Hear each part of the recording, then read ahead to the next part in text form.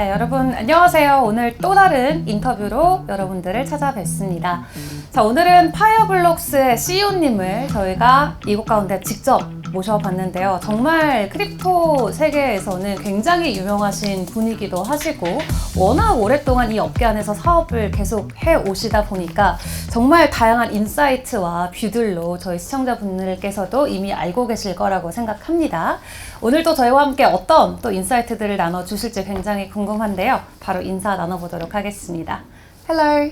Hello. Thanks for your time. Thanks for having me. First of all, how are you feeling? I'm good. You're good? Long week with Korean Blockchain Week, but very good. Okay. Yeah. Then let's just dive into the Yeah, questions. of course. First of all, to start, could you just briefly introduce yourself and your company? Yeah, so my name is Steven Richardson, Managing Director of Financial Markets at Fireblocks, and I head our APAC offices as well. Fireblocks, we're a digital asset infrastructure company, so we think about us as really focusing on the technology behind things like wallets and infrastructure that's needed to build products on the blockchain. We've been around since 2019, or started in 2018, but went live in 2019. Yeah. We have about 600 employees globally. We have about over 2,000 customers globally, all focused on the institutional space. So folks that are building products and services, leveraging blockchain for customers, whether they be institutional customers or retail customers. And really our focus is to build really leading best-in-class technology around like wallet security, private key management, network security, to enable folks to be able to grow and build like scalable businesses on the blockchain. And so we've grown quite significantly. We're growing within the Asia region quite a lot. And for us, we're looking at Korea as a potential opportunity for us as the market grows. Cool. But still, I think most of the Korean, they're not familiar with crypto custody service concept. How do you see the concept of self-custody evolving in the financial sector over the next few years? Look, I think people need to look at it slightly differently, right? So this concept of self-custody is just the basis of really providing someone the technology to be able to manage the private keys around digital assets themselves. In any asset class, right, people build infrastructure. If you put gold at HSBC, HSBC built a gold vault, right? So they're custodying assets. They may be doing it on behalf of someone else, but they built the infrastructure to be able to custody gold for their clients. What we do at Fireblocks is really give people the technology infrastructure to be able to offer services, whether they're services for themselves or services for other clients. So we power leading custodians. We power folks like BNY Mellon and other custodians in the space that are providing services for institutional clients. But we also give the same technology infrastructure to hedge funds or smaller companies or game studios to be able to kind of execute the same level of security infrastructure for their own assets if they want to manage it themselves. So, you know, I think it's not such a complicated subject as maybe a lot of folks might think, but really, hey, how do you provide the best technology at scale for folks that are small to, you know, large leading banking institutions, for example. Cool. Then how about in Korea market? Do you guys have any partnerships here yet? Yeah, I mean, we have clients in the Korean market. I mean, I think the Korean market is still taking shape, right? So there's a lot of regulation that's coming into force. I think Consumer Protection Act that's coming into place. Things around STOs, I think, will come into place next year. So I think right now it's still relatively fluid.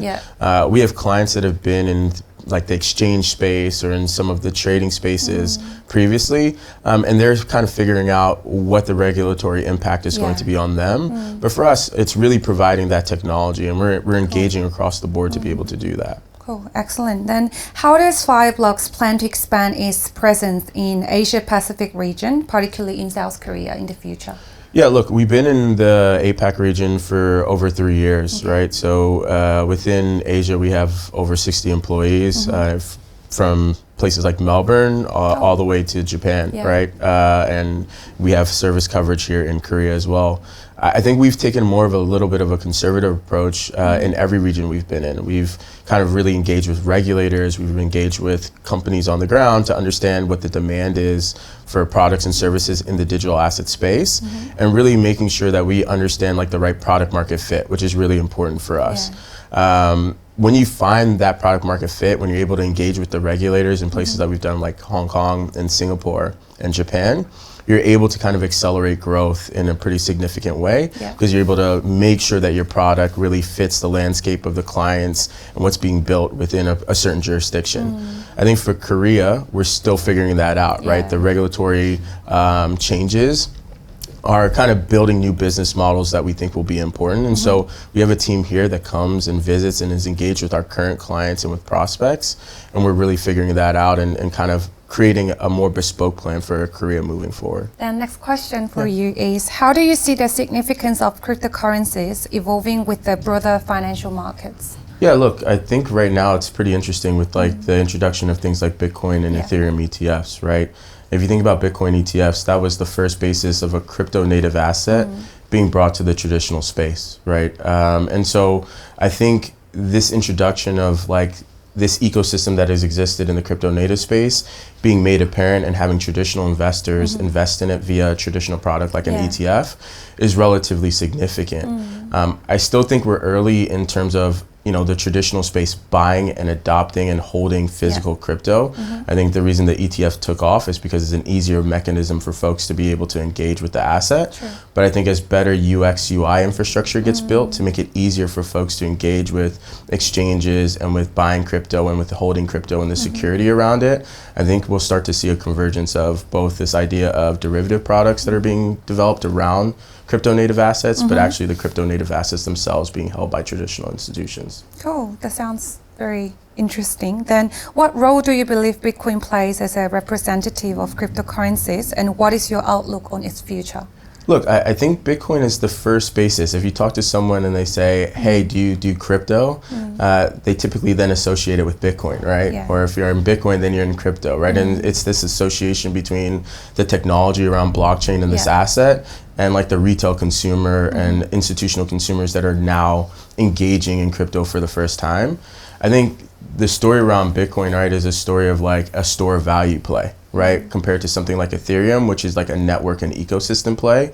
And I think it's a little harder for people to understand, right? This idea of Ethereum is, it's this network, it's this technology and blockchain in which things are being built on top of it. And so the value of Ethereum is built directly by what's being built on the blockchain itself. Bitcoin is a little bit easier, right? It's this idea of a store value play. And there are things that are being built like Bitcoin staking and things like that to make make it a little bit more efficient. But it's a much easier story to say, hey, it's built on this idea of a store of value and a perspective view on that, right? And so I think kind of that makes it a little bit easier for folks to engage and for folks to think about diversifying their portfolios, and makes it kind of easier for, let's say, a more mass adoption story to take place. And so I think that's pretty interesting. And especially as ETFs and other products come into play on top of things like Bitcoin, I think more and more people will start to associate, things like Bitcoin and digital infrastructure across the board. Cool. Then before we wrap up, is there anything we haven't covered today that you feel is important to mention? Look, I think obviously from my perspective, regulation is going to be really important to the growth of this space. And I think like how regulation gets harmonized across different jurisdictions will be important. I think we're going to see a lot of change, potentially in the US in November. We've had MiCA in Europe. Singapore has done some really great things from the regulatory perspective, Hong Kong, Japan, Australia.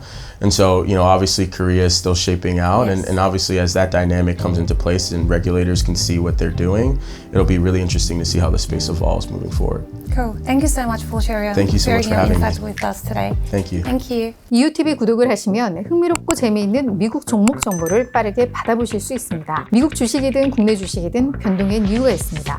자연히 모든 투자에도 이유가 있어야 합니다. 이유TV가 서학 개미들의 길잡이가 되어 그 이유를 함께 찾아가겠습니다. 매주 화요일부터 금요일 오전 8시 유튜브 라이브로 찾아가는 이유누나의 이유TV 많은 관심 부탁드립니다.